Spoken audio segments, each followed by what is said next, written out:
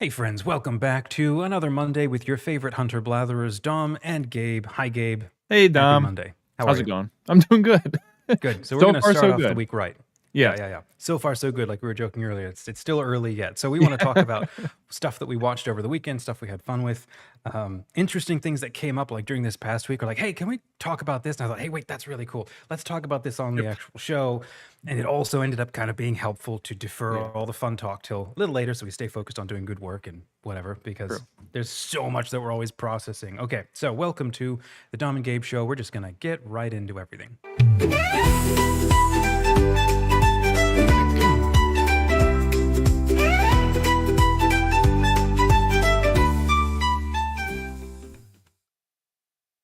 And Love welcome it. back. It's Love so it. fun.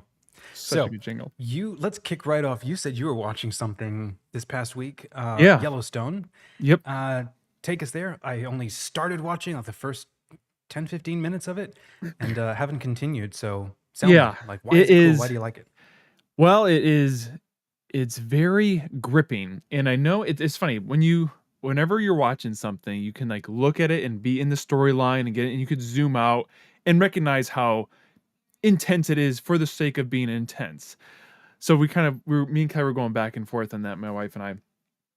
But we love it because it's such a it's all the things in our life that we don't experience. We don't experience a lot of times murder, death, millions of dollars at stake, we never experienced that.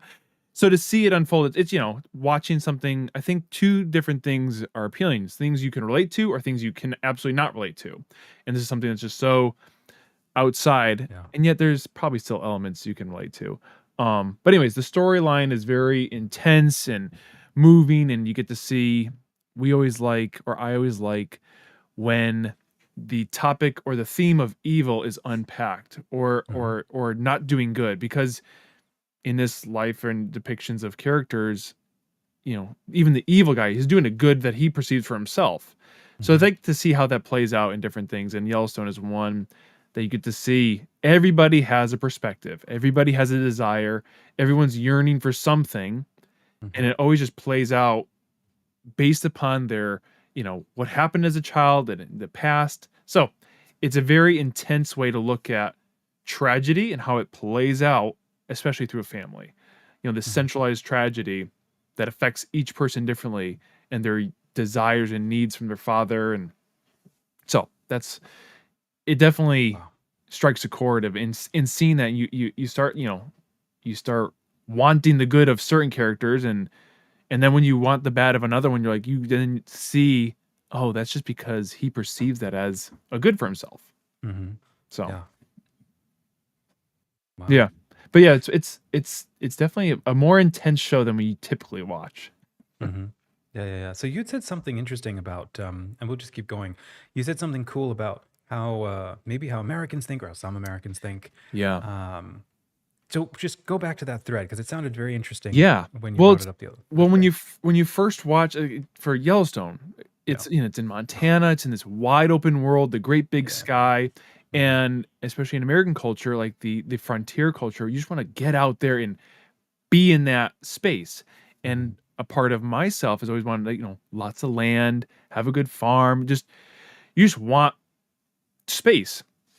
But after seeing it, there was a scene where, and it doesn't really give anything away. There's a scene where it transpires that some people are saying no man should own this much land.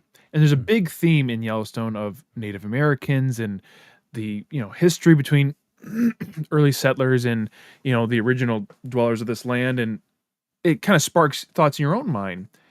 And a lot of things they say is, uh, themes of how much should one person have. Yeah. And so it made me think in my own life, what do I actually need, and what is actually even beneficial? Like, we've talked many times of, we have chickens now, and what amount of land specifically is good to have, is moral to have, I don't know. I'm playing around with those ideas that I never had before of Hmm. what amount of land is moral to have. I don't know. Yeah. It's an interesting concept that I'm not fully chewed on yet, but it made me rethink of what I quote unquote need in this Hmm. life, or what would be very beneficial. and it's shifting more towards the I just, I do want a place of my own, a place to call home that I and some animals, but it doesn't have to be expansive, which I Mhm. once thought. So, I don't know, Yeah. where do you land Well, let me keep in going that? on. Let me pull on that thread. What are Sure. you chewing on? What are some answers that are half making sense, or how are you going to sleep at night if it's bothering Yeah. you? You know. Well, there's a lot of different dilemmas. There's a dilemma of cost, which is Mm. obviously, it's Oh, that's so there's like what is reasonably real, like, because you look at, like, to how big a own two. sacrifice am I prepared to make Yeah, to take on this responsibility? exactly. Or like, what am I fighting for to, like, so to get that much land, what would I have to do that? And it's not necessarily a bad thing. It's just that thought. Mm-hmm. And another thought I have is, you know, in a Christocentric way of giving to others and being one more of generosity. What would and you make this thing in your mind, like, if I own that, well, I could do such good with it, but could you? What is the balance? And I don't know. I'm not, there's no answer. It's just, I'm trying to think of, I pair what I want and what I believe God wants for me. And I'm hoping there's overlap, but I think that's where I'm at. I don't know where they are. I don't know what overlaps. So we've been trying to think, and it would just, what's good for our family. Does it make sense Mm-hmm. to move out somewhere far away? I don't know. Mm-hmm. I think that's where I'm at. I don't know. Just chewing on those next steps. Yeah, yeah, yeah. I don't know. Has that ever come across in your mind? Just in terms of ownership and morality, and because you have the old Christian mystics and Mm-hmm. the desert fathers who have nothing. You have Right. that side, Mm-hmm. and just to pull on a thread from And then you do before. also have like Catholic saint kings who basically Exactly. owned, well, huge tracts of land, not as much Well, as a modern, that's what was dictator, but funny. You know that yeah. painting I referenced a Mm. couple episodes ago, the interior of a picture gallery. Looked Mm-hmm. into it more deeply. I kind of had an awareness of this. Yeah. It's all a cardinal's collection, his personal collection. Mm-hmm. And so you have this history in religious themes of Catholicism. This cardinal owned, and that picture, that massive painting, there's over 200 artworks. That was a quarter of his collection. Gosh. So you Wow. show, like, we have a history even in our Mm-hmm. faith of Mm-hmm. owning a lot. And I don't know if Mm-hmm. that's good or bad. I don't know. I'm just Right. stating, Right. I don't think there's owning 200 paintings. I don't think it's necessarily bad, but it's just showing that Mm-hmm. this person in a high religious status has so much. Is that Right. good? Is that bad? I don't know. Yeah. Yeah. Yeah. But This makes me think of yeah. what a lot of people like to level complaints at for example, the Vatican archives, going like, "Look at them! They're sequestering things away. They're hiding things from Yeah. from the rest of us because there's very dark secrets down there." It's like, no, honestly, it's just a lot of French accounting from the 1600s, and like, okay, there's probably some really cool stuff in there too, but Yeah. no, the Vatican from day one has always said this is part of our human history, and it Yeah. has to fall to somebody to secure and True. take care of this stuff.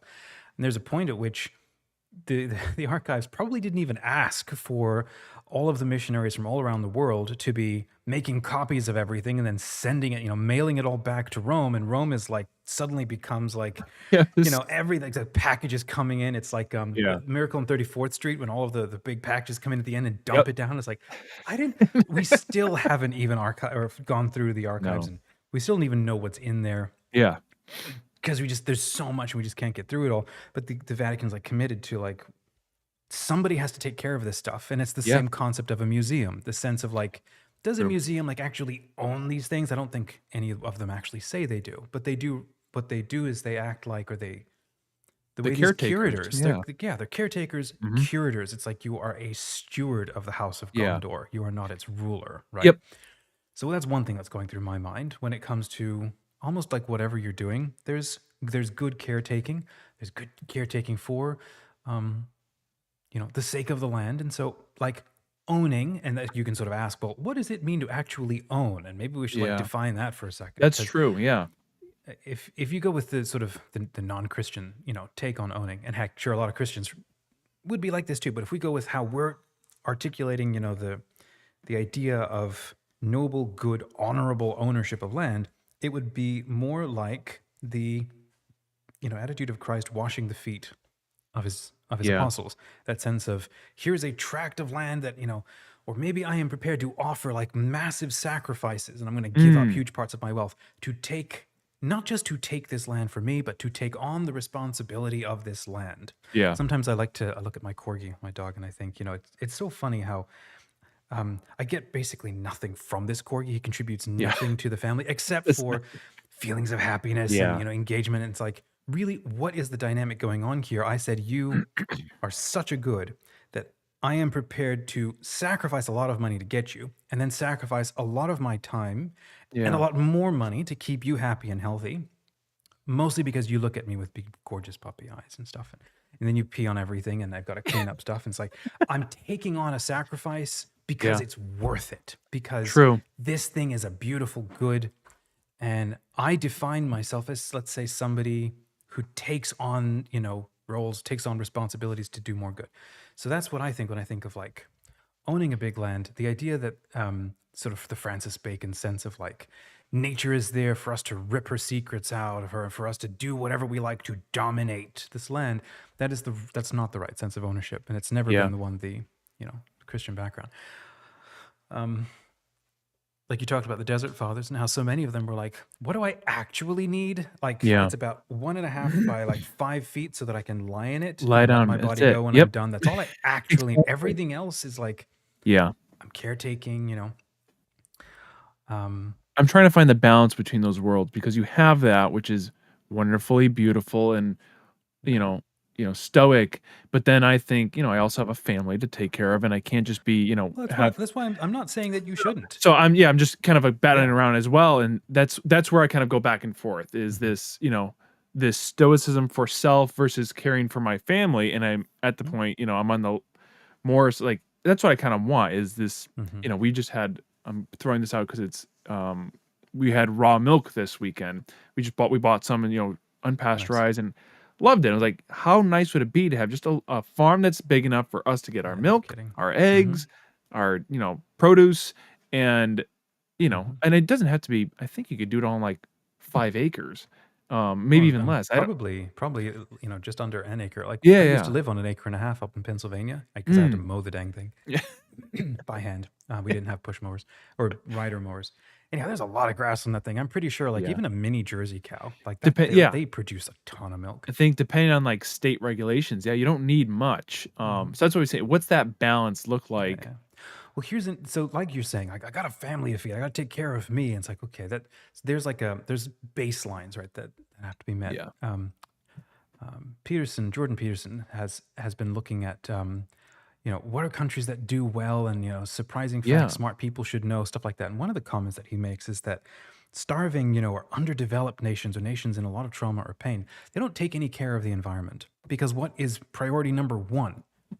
Breakfast, Yeah. my family. Yeah. And then he's like, countries that are rich enough, that are better developed, do turn around and reinvest back in creation, reinvest Mm, back in the environment, and so on, because that's they interesting. recognize they are in a state of like safety where they can start thinking about not thinking beyond tomorrow, and Yeah. start thinking 10 years into the future. So I get it when you have someone who's like, I need bread now for breakfast, versus someone like you're saying in Yellowstone, where he's like, this is my land, get off, we don't Yeah. share, or whatever it True. is. That's okay. Yep. And so it's that sense where it's like, okay, so now here's the other thing, right?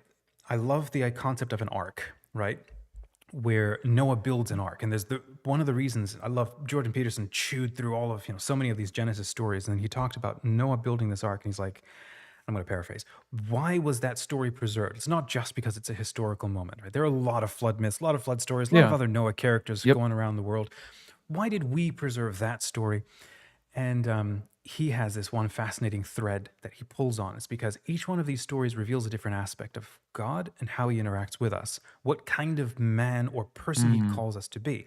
Yeah. And so in Noah's character, he reveals himself, where he calls us to be the person who safeguards, the person who creates calm and stability and order against chaos. And so this is a dynamic. This is a map of how the cosmos, how the universe works. So that's one of the reasons why that story is preserved, is because it's like, Daddy, how do I be a good man? Well, Yeah. here's an example. The whole Here's world an is example, yeah. falling apart. Mhm. Okay. And he was the best in his time. Here's what he did. He didn't just save his family and his people. He actually incorporated a ton of the natural world and the animals around him, and he created a safe zone to weather the storm and then after, just waited for the evil to die away and the stupid to go away, Yeah. and then repopulated or went back out to find the other survivors and reconnect with them, Mm, and remake the earth and so on. That same mentality of like, so I'm thinking of like the guy you mentioned in Yellowstone.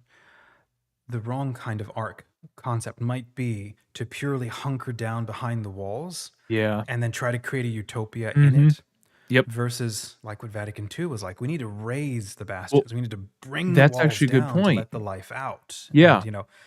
create a safe space. And this is where it's like the heart of a man, or the genius, the charisma of specifically not just a man, of the masculine, what would you call it, the divine masculine, Mhm. is to create a wall and know how to let people through it, and then how to make it strong against those who are not going to Yeah. respect and honor Yep. the Well, relationship of entering in. I think there's a difference between, the idea of like the Yellowstone mentality of like, let me just make a fortress, a wall around all that I have to protect from the changes versus an arc that adapts to the changes coming.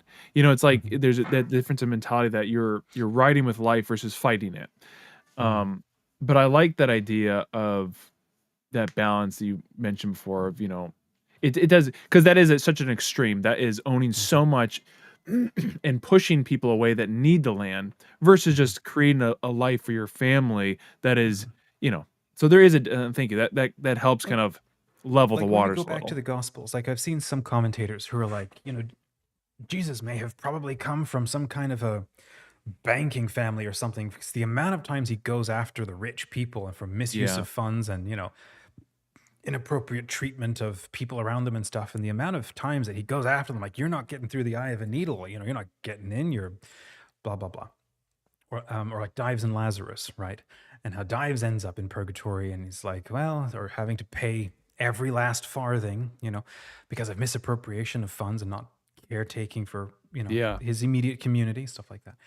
And the thing is, though, he's not saying that everybody should be like at an equal level of poor. What he is saying is that everybody should be stewarding the resources, stewarding what they have Yeah. for the betterment of all, because not everybody has the same charisms. Like there are some who have a genius for understanding how to steward money. It is a Mhm. Yeah. specific good that they are talented in handling, and they do phenomenal good with it. There are Yeah. others who are stewards of the earth, stewards of relationships, stewards of Yep. food, and so on. So the idea that all wealthy people are, by default bad, it's like, no, there is a No. specific calling. Yep. And that's where I'm not totally sure it's a bad idea to sort of dream about like, what's all the good I could do if I had a ton of money. Yeah. Um, it's just also I think the humility would come in to know like it could be cool, but I should also be aware there are going to be other sacrifices that will come and other Yep. ways where I will fail. And it's like, It's funny you mention that because that's I've thought about that many times of like just dreaming of, I think everybody has dreamed of being rich and famous. But the rich part, I thought about, writing books and I was like, well, what if my books catch and I become a successful author like, James Patterson or Stephen King, just have these what would that be like? And I think back to this is a long time when my wife and I were first when we were engaged, we went to this seminar and it was mhm, held by I believe this is right, held by the guy who was the designer for Miss Pac-Man, the original arcade game. So, mhm, and immensely wealthy person. But he would use so much with this huge house. He invited people in. He had seminars for couples. He was very into he liked helping out couples, Christian couples, become strong, successful marriages. And I mhm, always thought about like, oh, like I would love to have a big house to do that. mhm. But then I kept thinking of, about wealth, and I was like, I kept kind of like, uh, you know,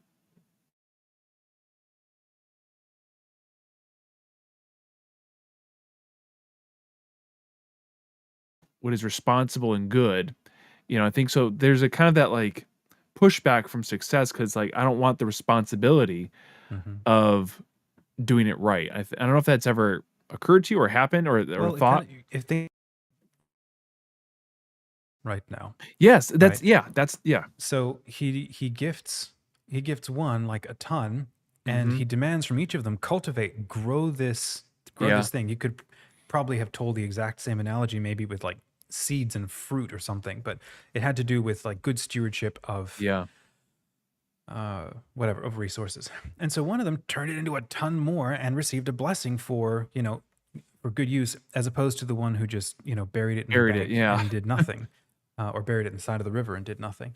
And so that just makes me think of, um, you do the best you can with what you have, and when you can do better, then you do better. Yeah. Um, Something my wife and I tell each other all the time. Like we look back and cringe, like, oh, I made that decision, or oh my goodness, I thought that thing, or we were horrible people, whatever. And then we're like, no, calm down.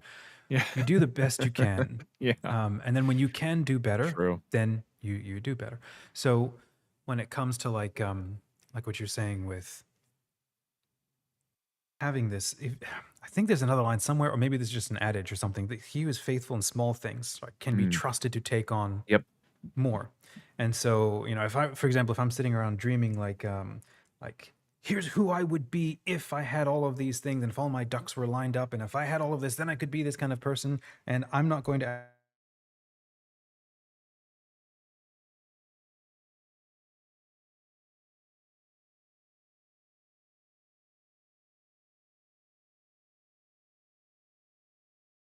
talk around manifesting can make sense, because it's like when you do um when you like stop waiting for the future and you start opening up to what can be present right now, you start being quite literally aware of opportunities that you would have Yeah. not seen Yep. before because you weren't looking Very for them. true.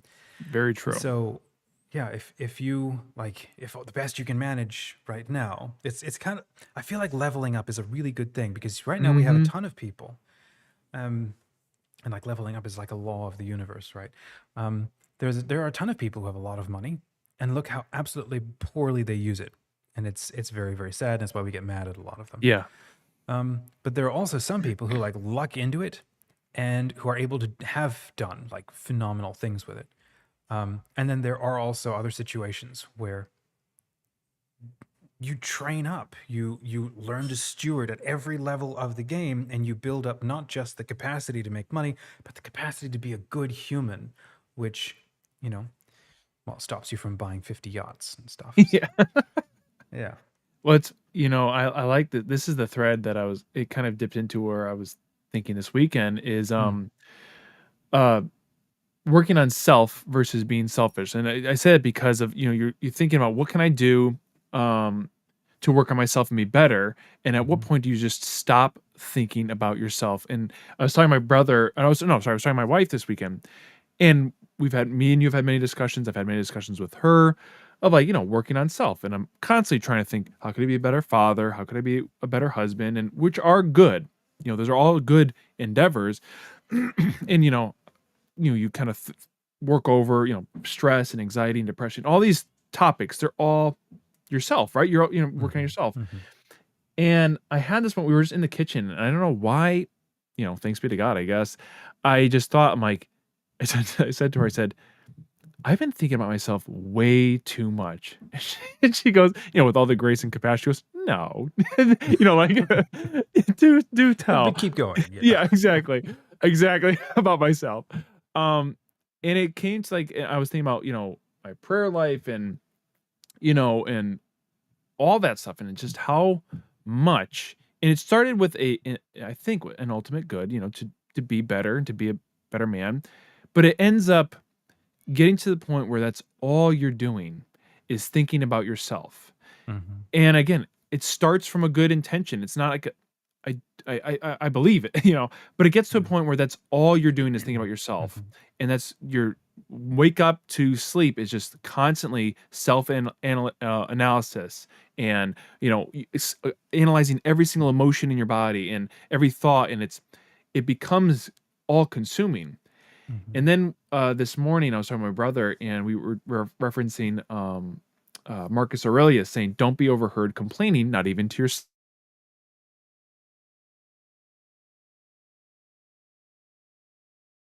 And just complaining internally about different mhm, things, even like my level of fatherhood, like how good of a father I am, what level am I at, how good of a mhm, Christian, how good of a Catholic, how good of a husband. It's just constant like thought of like that'll get me better, like this whip mentality, and it just kind of And then when you were saying, we are talking about the arc and getting to know God, and the art, challenge this week to get to know God. Like, gosh, how much of my endeavors have been spent trying to get to know myself Mhm. versus know God.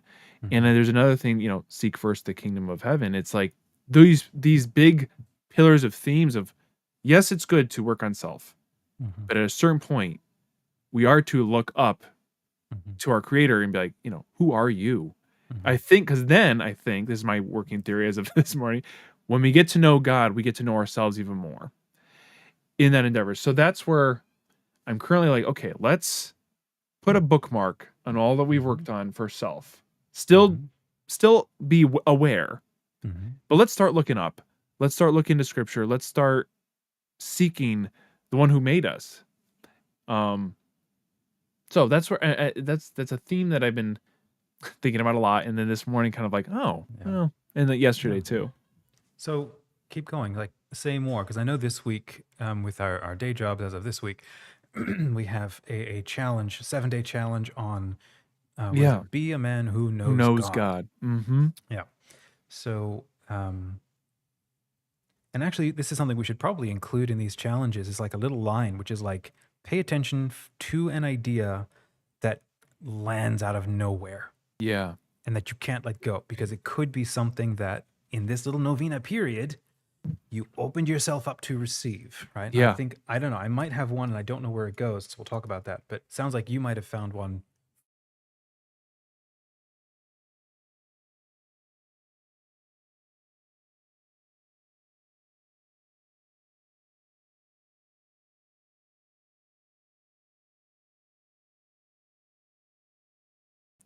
My thought currently is one to, and I think about my family constantly, but think about my children in a different way. Like, actually think about how they're doing deeply, Mhm. like how they are doing, even though they're young.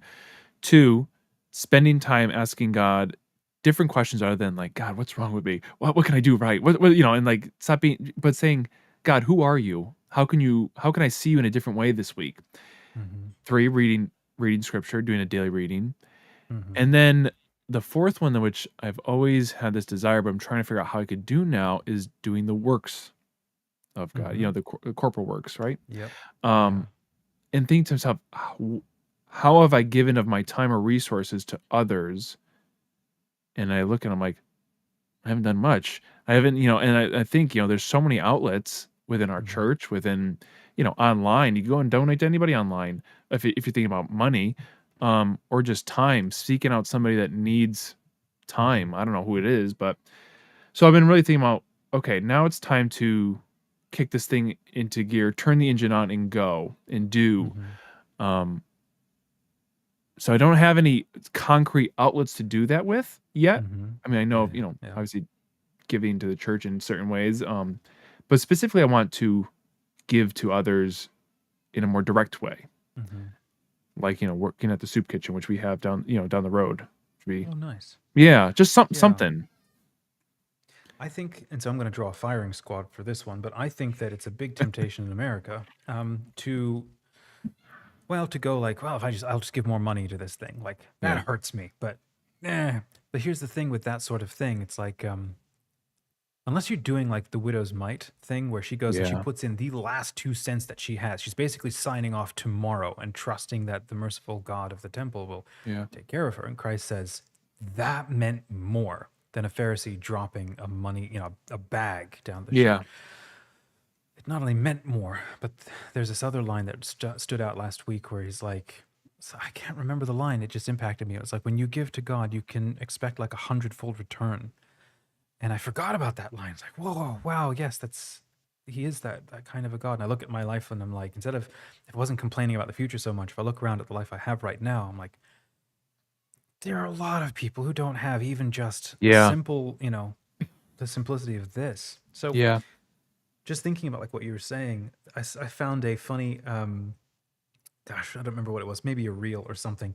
And it was like, when you go and you sit down in a restaurant, um, and you order your food, here's what you don't do. It's like everybody knows this. What you don't do is you don't order your food and then just keep calling the waiter like every 30 seconds. Hey, where is it? Hey, you know, yeah, okay. Hey, and you don't, you know She knows what's going on. Request has been received, or it could be a he. They are working on it, and Mhm. in the right time, it will be brought to It'll you. be It's it'll like come, that. yeah. Yeah. And so that was being used in the sense of like when you ask a prayer, or when you offer you offer something up and you ask for guidance, you ask for prayer. Christ is very clear about this. He's like, ask with the expectation that it is done, Mm. and then Yeah. it will be. And I'm like, I don't know what to do with that. Like, God, I want a pony. Yeah, It it's didn't you happen. expect it. Did I not expect it hard enough? Like, I was Yeah. crushed on Christmas when it didn't show up. It's like, no. So we're talking about adult discerning. You don't Yeah. ask for ponies maybe as an adult unless you got a pony farm. So, um, the thing that's coming to mind, like you were saying, like, how do I not focus on me? Um, this last couple of months, I've been doing, how do you say, it's like a bunch of soul searching. I'm looking at myself and wondering, like, am I not measuring up to what I should be doing? Am I Mhm. doing the easy thing instead of the right Mhm. thing? And I'm constantly beating myself up on that. And then for me, when I do try to do like what you say, like I try to focus on myself and stuff, I quite literally can't. I can't see it. It's like it's talking to somebody else, and it's like when I close my eyes and try to look at myself on the inside, all I see is blackness, like a black hole. Like I can't. I don't have a picture of myself, right? In Yeah. the sense of I can only get that sense of like who I am and perhaps any progress that's being made by, sort of to quote you, do the works of the Yeah. Lord, going out and doing stuff. Mhm. There's a phrase that I've heard more recently that it's now like stuck, and I love it. It's called "You can't steer a parked car." And so Like that. we go, see, this goes almost two ways, because you can go, well, a mystic is like sitting down in one place, like he's not doing anything. It's like, well, hold on, let's come back to that. But if your calling is to be a dad, to be a father, Yeah. right? Like we are, to be part of the economy, to engaging with our community, to be Mhm. creating these places of safety with clear Yeah. boundaries and all of this. That is your calling. That's your job. That makes me think of what the I think it's the Indians would call karma, or their dharma. So karma are the things that you have to work through and resolve that maybe you didn't ask for. They're the repercussions of,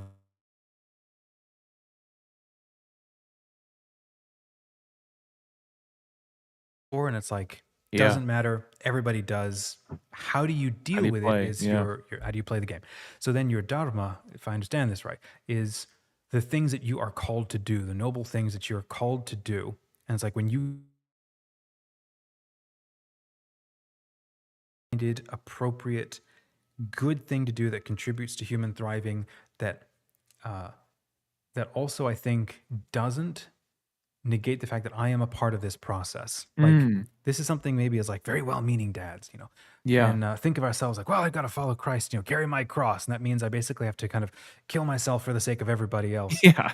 And I don't actually matter, and I don't mean anything. Yeah, And yeah. a couple of years back, somebody said, I don't know who it was, said like for men, your life is worth more than your sacrifice. Because we like to think that my Golgotha moment, like my Calvary, my death, like that's my contribution to being alive as a man. And Yeah. I'm like, Yep. it's like, no, that's not true. Maybe it is for some men, that might be the calling of their life, but for a Mm. lot of the rest of us, like we've all taken that same story of like, I can only be a warrior That's somehow, it. and if I Yeah. can't do that, Mhm. then I have a frustrated life calling. And it's like, no, there's actually like four other sort of characteristics of being a man. There's the warrior, there's the priest, there's the king, and there's the lover. And the ideal sort of man is able to be all four of those. And Yeah. again, priest doesn't necessarily mean like a religious figure, and a Mhm. king doesn't necessarily mean like an autocrat or something. Yep. These are archetypal roles. We could talk about that someday. So learning to be a fully rounded man.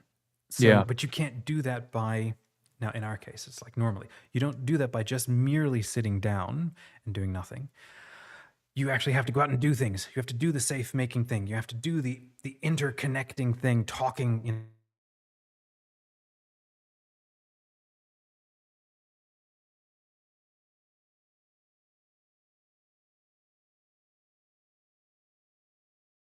But if you're just moving in place, and how many of us do that? Yeah. You literally don't do anything with your life. or with your talents or your interests, or like you're just not doing anything. So Yep. how can you ever like begin to get better and so on? Yeah. To go the other route, because then I was thinking like, well, I used to have this dream of being a monk and sitting in a cell, and then my spiritual life would be great. And like, well, are they parked cars basically? Are they spiritually parked Yeah. Where are cars? Wait, is they this? in the And so eternal parking lot? Where are they? Yeah. yeah. So the thought that is that I'm coming on that end is like you can uh they are also extremely active, but what they're doing is they're cultivating the path of the spiritual specialist. Yeah. Yep. We're not. Maybe we don't have that charism. I mean, Hmm. if you're married and with a family, you didn't have the calling to become a spiritual Yeah. specialist, somebody who puts a lot of attention on their inner self, but they're doing it within the context. I mean, this is the ideal situation. They're doing that, like you saying, like I do this too. We get really scrupulous Hmm. because we're probably trying to do this alone, as opposed to a community of spiritual Oh yeah. specialists who go, let's do this together. Hmm. Let's do this in a specific way, especially in a way that has produced plenty of saints in the past. So we know it works.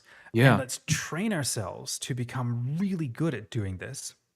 And at the same time, let's do a whole lot of work and a lot of Yeah. activity and interconnection. So it's all still happening anyway. Hmm. Even with like you mentioned the mystics and the desert fathers and stuff, like they didn't literally sit in a cave, Yeah. for 10 years straight. They would have a little area around them. They would Yep. have to grow their own food unless a raven Take brought care them of it. bread, Yeah. which was pretty rare. Yeah. Um, But they pretty still sweet. had to like, do stuff, but I don't know. Yeah. That makes me think of like what is it's these big questions. What is the perfect ecosystem of life? When I say that, I mean like what are we meant to be? What kind of framework are we supposed to be living in? I think of like I think it's Native Americans living in longhouses and all together this, multi-generational units all together, this Mm, community aspect.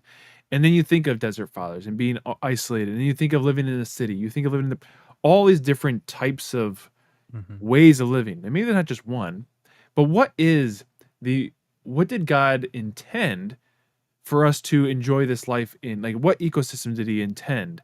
I don't know if mhm. that's even answerable or if there's one answer, but I always Yeah, that think of used to like, bug me a ton. yeah, because I'm like, especially like a community aspect. That's something Mhm, that has gone up and down in our lives. I'm sure many others is, uh, I think of like maybe it's a bygone era, or maybe it's some people have it. I don't know. I don't. But like this close knit community where you walk across to your neighbor and like hey, here's some milk. Here's the old mhm. adage of can I borrow a cup of sugar? Yeah. Um, I don't know. I crave that. So I wonder, is that a craving because that's an ideal ecosystem, or is that just something I want because I'm Gabe and that's how I think? Or I don't know. Have you ever thought about what is like, Oh yeah, a lot. you know? Yeah. I don't know if there's like an answer for all of humanity. Yeah, Like some people want to live in Hobbiton, some want to live in Rohan, and some want to live in Gondor. true. And Gondorians would never be satisfied in Hobbiton, That is you know. true. So, but I do think that there is a if we were thinking about like what is the optimal health,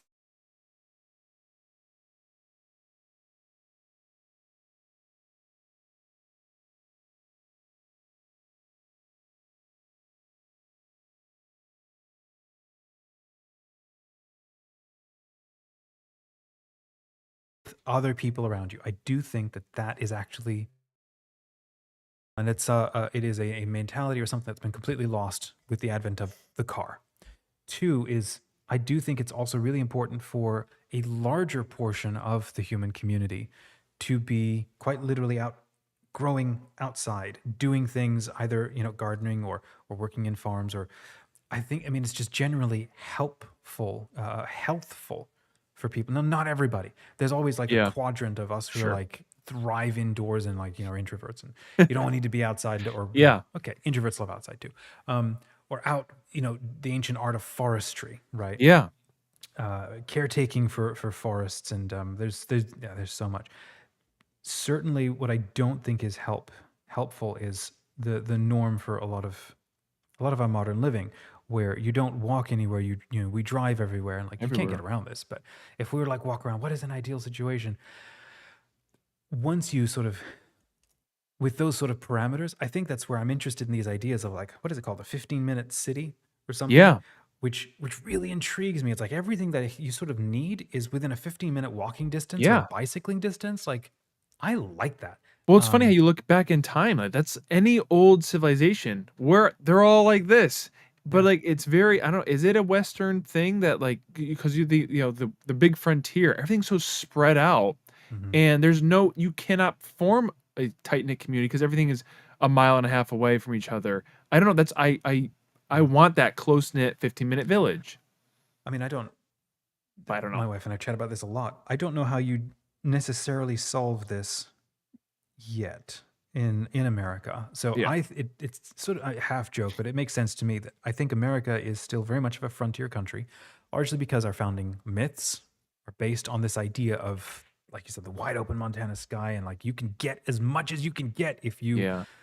work really hard for it. You can be the one who owns a ton or owns a lot, and so on, as opposed to I mean, that's the American dream. Like you work really hard, you can get what you want, as opposed to uh, I guess I don't know how you word this yet. I'm still thinking it through. Like a lot of other cultures, like you're born where you are. Here are the cards you're dealt. Now, how can you turn this to good? How can you Yeah. turn this straw to gold in your life? Mhm. And for some, it's like nearly impossible. And so we do have to rely on each other a lot. Pope Francis says something kind of cool. He says something like, um, rich people can afford to be selfish because they can afford to not need anybody else. Where he's like the poor, because he's coming from the barrios and the slums, right, of Argentina, and he's like the poor can't afford to be isolationist. Like you need each other, right? Um, you don't survive. You can't get through the day without borrowing a cup of sugar and taking care of each other. And this makes me think of in the medieval times. It took me ages to sort of try to understand like what was going on when. So there's the medieval virtue. It's called largesse, which is as you have stuff, you are known as somebody who gives it all away, and you don't hoard it. You don't hoard it. So when a knight would be made a knight or dubbed a knight on that day, he would then um, do his prancing, preening thing, get on his horse, and wear all of his gorgeous stuff, and sort of either go around the village or go around the courtyard, and everybody would cheer him and stuff. And then he would have like a bag of money, and he would throw money out to like everybody. It's his own personal stuff. Like it's hard to come by money back in those days. Yeah. We give it away. Well, what was he doing? Okay, he's communicating to everybody that when I have good things, I am somebody who shares this with Mm. others. And so you notice this with a lot of pre-modern, maybe pre-industrial cultures. Like when there's a windfall of good stuff, people don't hoard it. And in fact, we tell stories about people who do because it's such an annoying thing. What do we do is like we have a feast because what is everybody doing? Everybody's like the community is investing in each other. They're Yeah. telling everybody with the benefits of what they have.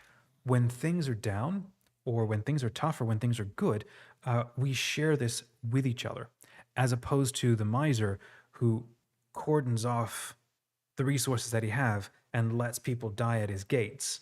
You Mm. know, so as I'm thinking about that, because it's kind of my temptation, like I can never make enough money. I'm always trying to freelance, medical bills climbing, stuff like that. And I'm thinking, what is my goal in life here? What am I trying to accomplish? Am I trying to accomplish? Can I be such a kick-ass bread maker that I can fill my coffers with enough to where I don't have to rely and wait on Yeah. anybody else?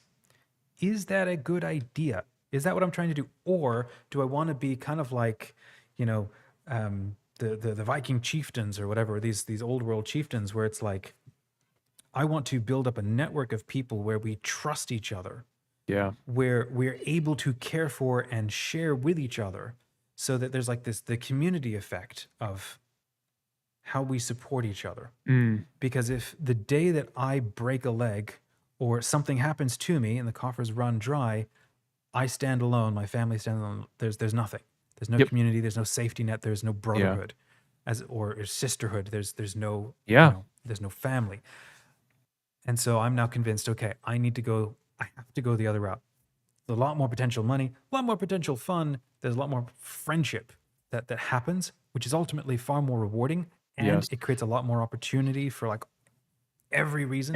Yeah. America likes to prioritize the one. The American Yeah. dream like prioritizes, I think, I how I I agree. can potentially win at the expense of everybody else, because on the frontier, Yep. this is where it comes back to the frontier idea. I am 100% responsible for me. And if I don't Yeah. step up, I die. And everybody perhaps around me dies. So it's Yeah. all on me. And we Mhm. Americans, oh my gosh, we love this. We're such a type 3 on the Enneagram. Like, Yep. I have to win. Whereas the old world, that was not the No.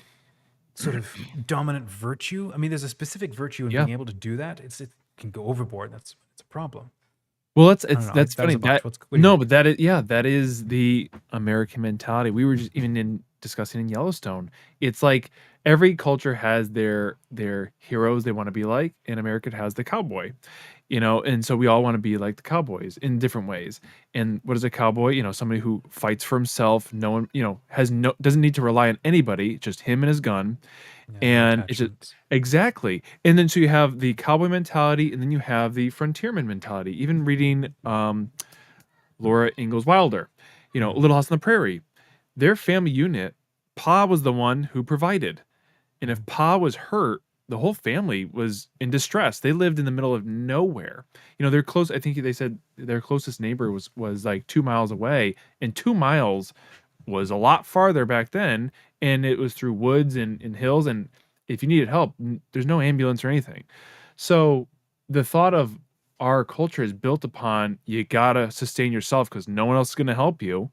Mhm. Well, that's translated all the way through even to today, even in the Yeah. in the modern century. That don't rely on anybody. It is up to Mhm. you. Do it yourself.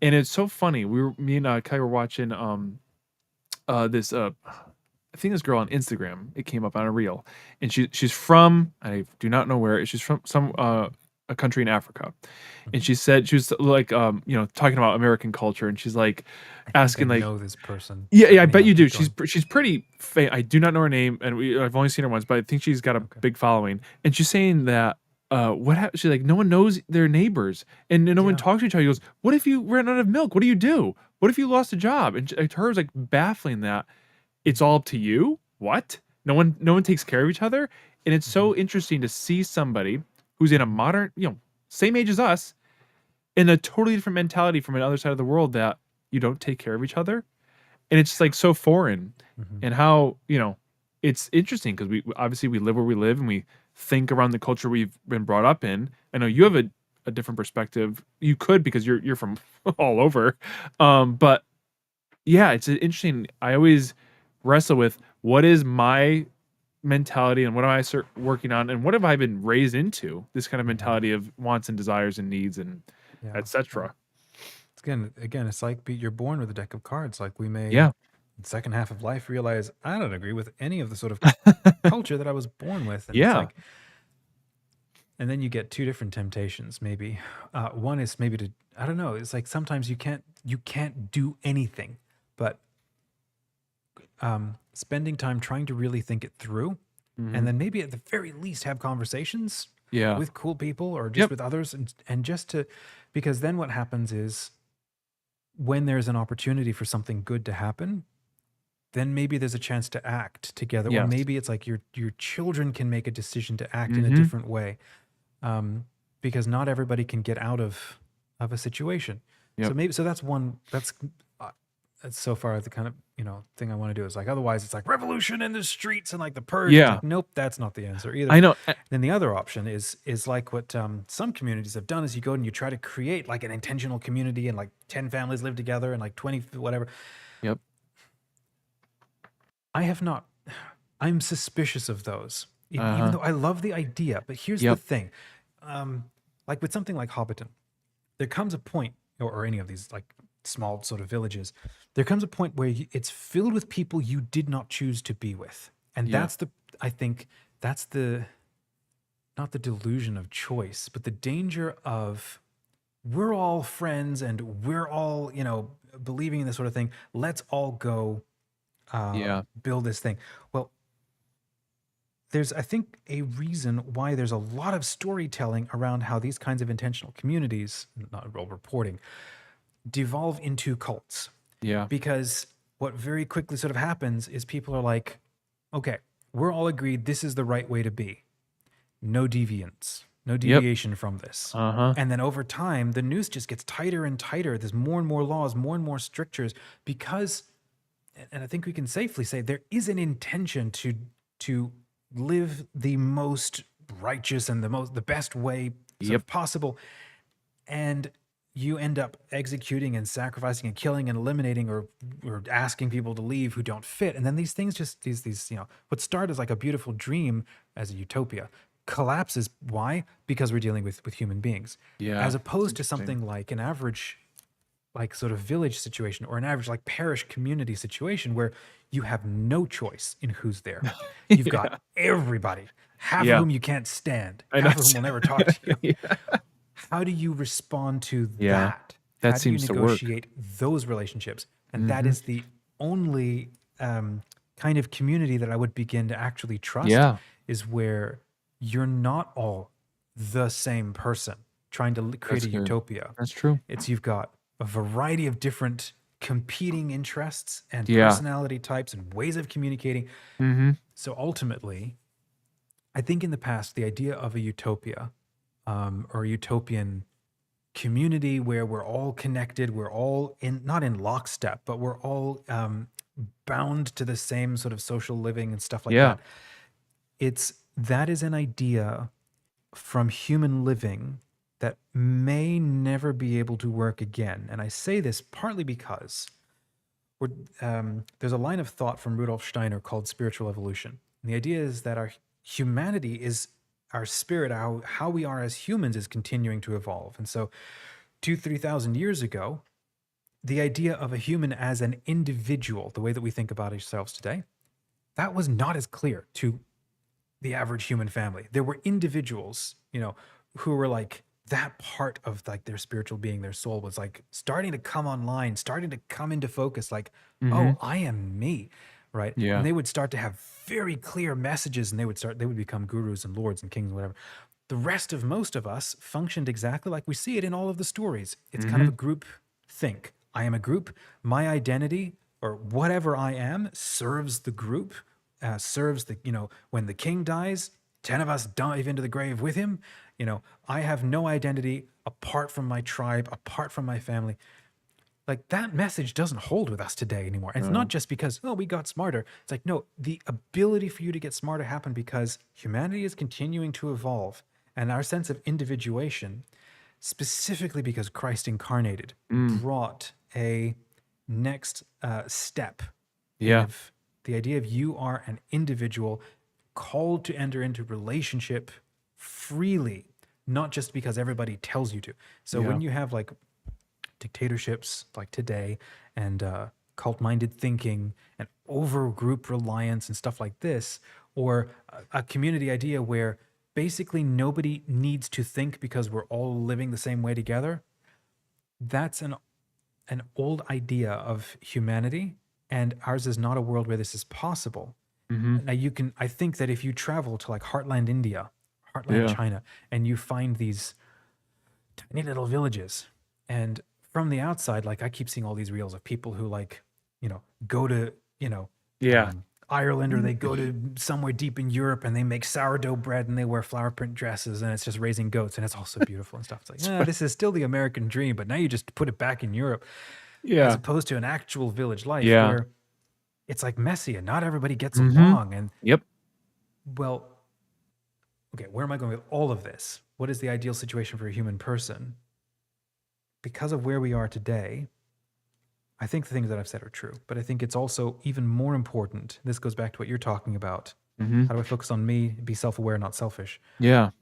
I need to be the kind of person that can sort of adapt to any situation, Yes. adapt to dealing with people That's it. without losing my sense of self. Mhm. And that's a paradox right there. Well, I think this is the theme. I think what we're in our conversations, we're pulling out and saying, live life where you are, Hmm. and not because I've always had this mentality of like, oh, when I have this, then we'll be happy. When we move to there, and then I'll be happy. It's like, no, live life where you are, and that is, I'm trying to boil it down into main points, which is get outside, talk to someone else, pray with God, and do something you enjoy. It's like, and that's a loose four. I don't, and I'm trying That's to like good. get Yeah. those four. So like each day, if we had those things, you're outside, speaking with other people, talking with God, and doing something you enjoy.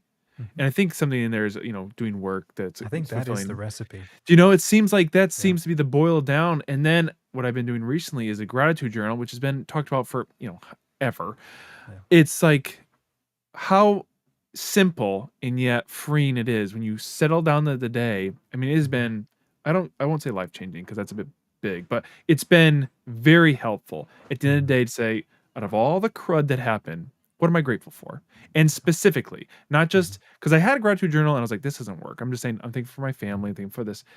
You have to be so specific for that day's things. Mhm. And I like this idea of not expecting the day to give you anything, but to be so Mhm. if I expected nothing of the day, Mhm. okay, you know what I loved? I loved it when my son sat on my lap and gave me a hug. Very Mhm. specific moment that happened that day that I didn't wasn't, I didn't it wasn't something that was I don't want to take it for granted.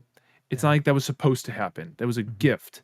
And so to have these moments, and then also going back to living life where you are, Mhm. instead of being like, "Well, this isn't where I'm gonna live forever. I don't need to. I'm not gonna talk to these community." That's my mentality. I'm like, "I'm gonna move someday, so I'm not gonna make any friends." No, I know how live that life feels. where you Yeah. are. Go to the Mhm. neighbor, write him a little card saying, "Hey, I'm your neighbor. Would you like to, play darts?" That's what I just did the other day.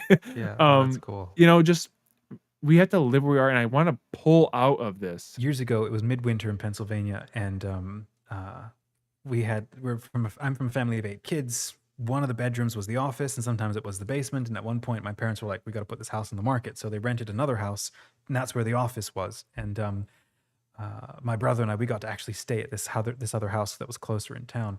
And I remember the first day that I was there, I thought, I want to be the kind of person who goes and talks to my neighbors.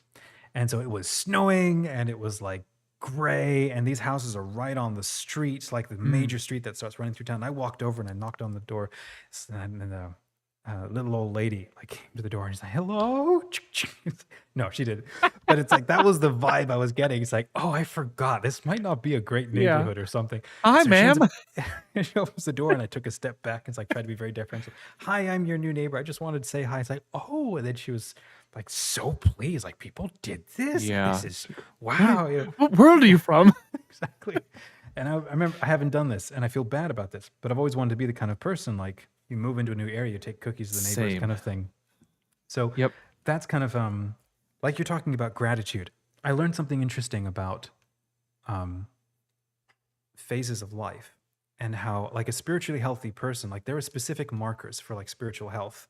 And I was very gratified and happy to learn that like as you hit your 30s, what should start happening, you get to your 40s, right? Mid 30s, what should start happening is you start seeing through the game that you were playing up until that point. There's a Mm, koan that goes, every man has 2 lives, and the second life begins when he realizes he only has one.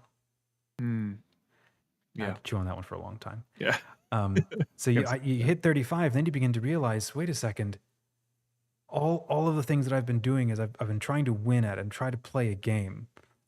It's like I've taken the things I learned in grade school and I've made my whole life around how those work. Yeah. You know, the rules of the playground are the rules of life. And it's like, well, um, and so then a defining mark of like a healthy spirituality at like 35 in your mid 30s is actually gratitude. Mm, It's like constant, and then it moves into reverence yeah. because you can just be sort of grateful on the outs, like as my response to how good things can be and how bad they're not. I love that line from Ever After where she goes, what is it? "No matter how bad things are, Danielle, they can always get worse." Right. So I'm grateful I'm at Yeah. least at this point Yeah. and not This is anywhere. okay. But then Yeah. the next step beyond gratitude would then be reverence, where Yeah. that because you revere things that come from persons Mhm. or things that have meaning because there are persons involved Yeah. in this sort of not this transaction, but this gifting, relationship. Do you know yeah. Um, It's, what happened recently, and it's been something I've been, kind of it's been on my heart and mind a lot is because, a friend of mine through our parish, he's an older gentleman, not too old, but he has a brain tumor, and he was given 3 months to live. And it's just so that in itself is kind of hard to chew on. But then talk with him. He's at my men's group, and so I see him every week. Mhm. And I'm like, how are you doing? Like, how do you deal with this thought Yeah. that because is at a point now where there's no more treatments. It'll it'll get as worse as it gets, and then at a certain point, that'll be the end. I said, how do Mhm. you like deal with this? He said, well, because he could pass away in his sleep. It's a brain thing, so it could shut down. And he goes, every time I wake up, I think, Mhm. oh, thank you, God. I get another day. Yeah. And that Yeah. mentality, and I know like it's obviously it's a way different perspective of life right now, but like I'm trying to like absorb that in my own life of like Mhm.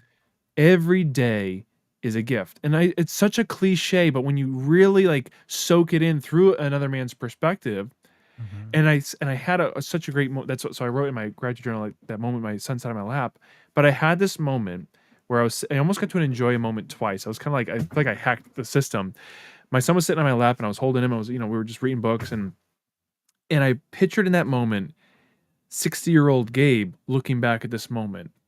Mhm. And it was almost like I got to enjoy it twice because I got to Mhm. visualize that perspective like, "Oh, remember," looking at my son when he's like, in his 30s saying like, "Oh, wow, remember when he was 6?" I'm like, I'm in that moment now. Yeah. And it just helped me really soak it in. Whereas I could, these children are all around. We're always, they're everywhere. And like any moment they could be sitting on your lap or, whatever. But like to just Mhm. accept like this is such a gift in this Mhm. moment to be here and to have this. And I've been, this is 2 days now of reflecting in this way. It's Mhm. been so nice because I woke up today. I'm like, wow, thank you, God, that this is a day that I get to experience Mhm. anything. And Yeah. it sets it apart. And I want to get to the point. I forget if it's you'll have to help me out. Is it Saint Therese who like the little way or in accepting? Is it her in Mhm. accepting everything? And I think it was her that she was in one of her journal entries. She said a bird landed on the edge of her bed. Is that right? Mhm. Am I thinking of the right one? But it's Maybe, like yeah. whoever it was in whatever story. So grateful that that day meant so much. The fact that one bird landed in her bed and that was it. Mhm. Like I want to get to that point where the day feels filled just because I saw a bird land in a way in front of Mhm. me.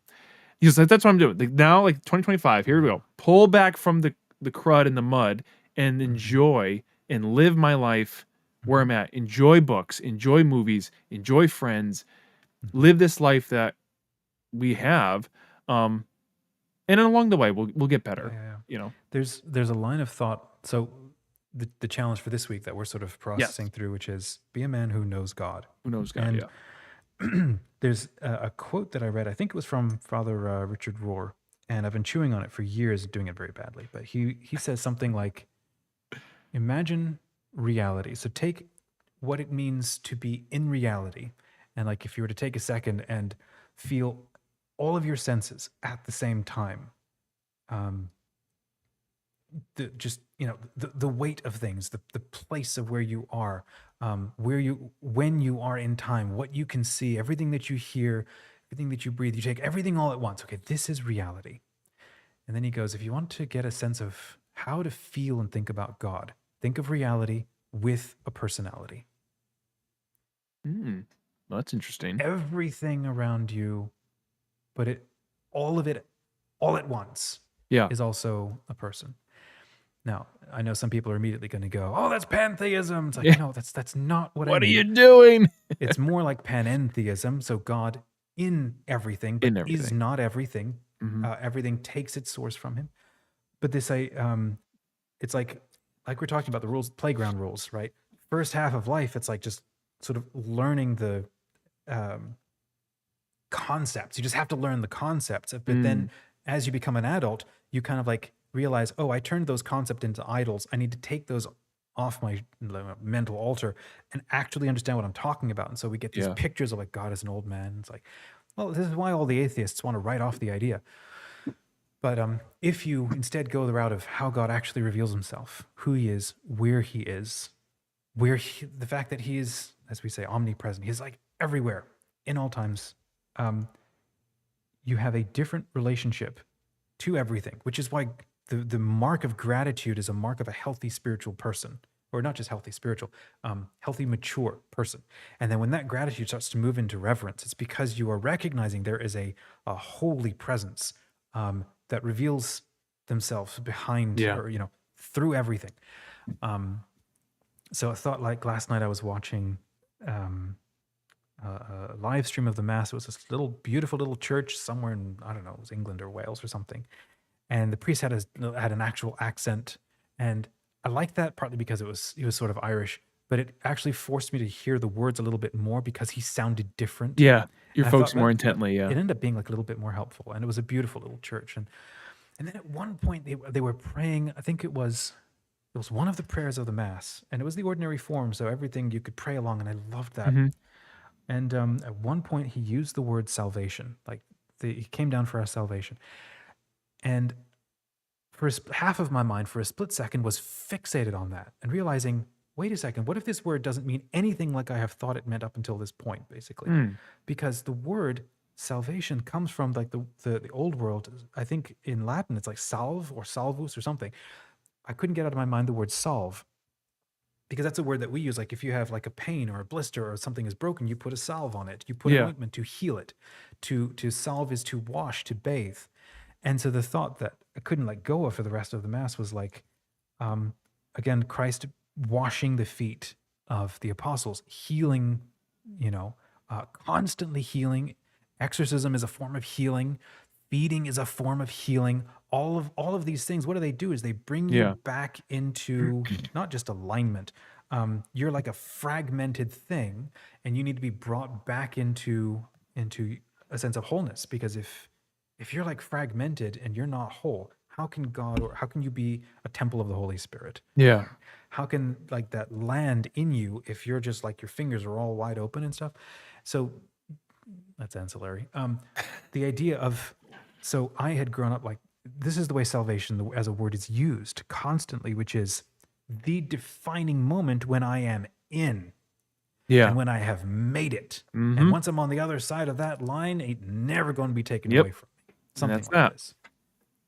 As opposed to the Catholic sense, which is no, it's an ongoing process. I remember Tim Staples once half joking in a talk where someone asked him, "Hey, brother, are you saved?" And he's like, "I've been saved, I'm being saved, and I hope to be saved." And again, I was approaching it as, because I used to be a rad trad, that sense Yeah. of like salvation is like it's the defining thing. And for like old, Catholic take on this would be, you're not saved until you die and you're locked in. And so you better orient Ah. your your Oh boy, life right yeah. because you're locked in at that moment. And then Protestants are like, that doesn't make any sense. This is not Yeah. how God works. I Yeah. am saved when I accept. And at that And that's moment, that. Oh, you're muted, I think. oh, sorry. And There then you go. at that moment, I am Yeah. locked in. And then I was listening to last night and realizing, wait, all of the mystics, and as I try to get more into the actual Catholic take on this thing, and not just what Yeah. everybody says is the Catholic take on this thing, salvation is an ongoing process Mhm. of healing. And then that's why that word is used, Mm. because it is, again, going back to the word salve. Yeah. It's an ointment, it's a healing. So when we say he came down for our salvation, it's like, oh, it's an ongoing process of healing until we are whole enough to fully mediate Yeah. and sort of like catch him. I think it's kind of funny. I was thinking as we were receiving communion, I was trying to think like, what does this mean? Why are we even doing this? And I'm doing a spiritual communion with everybody, Yeah. and I'm just Yep. thinking he has now landed like a bird has landed in a nest in all of these people, and then after about 5 minutes, perhaps that fades once the species of bread disappears. And I was just thinking, like, why do we even do this like over and over and over and over again? And like, I don't get it for 10 years and I'm still a jackass for 10 years and not making any spiritual progress. Like, well, that's because I'm judging it on my time scale, not on his Yeah. mercy and whatever. And then just realizing it needs to happen over and over and over again until we like start to align or until we start to heal or until all the parts come back together. And again, we talked about, you're born with a deck of cards you didn't ask for. The Mhm. job of your life is like, it's like kind of being like a little bit like being born a zombie, but where you're not actually dead, you're alive and you've just been wounded. You're born in a war zone. And so you bind yourself up and you heal yourself, and then friends and family and parents and caretakers inflict more wounds because they're not paying attention or it's intentional. And so you can't fire back with the same weapons they used on you because that's Mm. not healing or helpful for you or for Yeah. them. And so learning to navigate living in like this war zone. That's why Pope Francis calls the church, it's supposed to be a field hospital, not a museum for Yeah. holy stuff. It's Mhm. a field hospital. You walk in, everybody's crying, and there's blood everywhere, and it's like, stat medic, Yeah. you know. But Um, how beautiful of an, illustration, when you're talking about salvation that way, I've wrestled with this forever because, I've been a Christian in some manner, my whole life, but the topic of salvation, of what gets us into heaven, and it has been at times, a scary journey of, walking a tight wire, narrow is the way to, and narrow is the gate, and it's like, okay, like, am I gonna get it to heaven? Like, how good do I have to be? And I've wrestled, I've been on the side where once saved, always saved, and I had a time where I didn't really think about it. Then I had a time where, that's not the case, and it's like, okay, so then how good do I have to be to get in? And then got into when newly Catholic of like, oh, what? There's no assurance. I was very confused. I just kind of went all over the place of this, mhm, but it's like that makes no sense. I feel like, especially as believers, we should have a thing in this life that gives us peace and hope, mhm, and not walk through life like am on eggshells. And yeah, so to talk about salvation this way, this ongoing process, this love, this offering of love to us, mhm, it's like that's that makes so much more sense, because why would Christ come down to earth only for us to then forevermore feel like, am I doing the right thing, and be living on edge? Like, why would God give his only son for the effect to be just walking on eggshells? That doesn't mhm, make any sense. And yeah. so to It's have this thought of yeah, this love offering, that now, no, now you've been given this gift. Walk freely. You are mhm, being washed clean, and stay with me. Don't leave. mhm, But I think that's so much more powerful, and like that is the good news, where I feel like so mhm, often, at least in the yeah, circles I was brought up in, is the good news was be afraid. It's like yeah. that. It's like you take the metaphor of riding a bike, like your dad is teaching you to ride a bike. Like the point is you actually have to learn how to ride a bike. Like, Yeah. that's a thing. Or even walking, it's like if a baby were to be conscious and being like, why are they putting me through, this horrible enduring torture of having to use my legs? Like I Yanking can me up. crawl just fine. It's like, no, you're Yeah. not living out the fullness of your Yep. capacity as a human until you learn to walk, maybe until Mhm. you learn to ride a bike. And so for the parent to be like, okay, I'm going to bind you, you scuffed your knees, you broke a toenail or something because you're trying too hard or not well enough. Like, you don't give up. I'm going to heal you. That's going to be your salvation. I am salvationing you right now. I'm going to heal Yeah. you up so that you can get back up, try again, and keep going. Because as a baby crawling on all fours, you think you've got it pretty good and you found where all the Oh, raisins yeah. land on the ground and stuff under the counters. And it's like, that's not the fullness of human life, Yeah. is crawling and stuffing, dust The mites real in your feast is mouth. on the table, but you have to stand up. But you have to stand up. But I can't tell you, you have to get up there and learn to want to. And Yeah. sometimes this is what the mystics would end up. Sometimes I'm going to pick you up and I'm going to show you. I'm going to feed you Yep. See what you can from my get. hand, from my Yeah. mouth. I'm going to give you these things. Um, I don't know, that you could take this metaphor a whole long way. Anyhow, that sense of like, yeah, it's an ongoing thing. I think that is very much the Catholic thing, which is it is an ongoing process because you're constantly like leveling up, and it's a healing thing. This is where, so when we launched the challenge, and we should start to wrap. When I launched the challenge, or you did, and I responded to it, Sure. be a man who knows God, right? Mhm. And I had just, I think the day before, read some line from, I think it was Luke or something, I can't remember, where Christ says, "No man sees the Father except through me." Okay, that's a cosmic rule from the mouth of God himself. It's like, okay, Yeah. if I want to know God, therefore I have to know Christ. And then he says, all the Father judges no one. It's like, man, we are manic about God being an ultimate judge and arbiter and like brutal, like Yep. you said, walking on eggshells and Yeah. stuff. And he's like, sounds like he's a traumatizing, you know, monster figure. And that's why a lot of people like walk away because, and then Christ is adamant. He's like, no, the Father judges no one. All judgment has been given to the Son.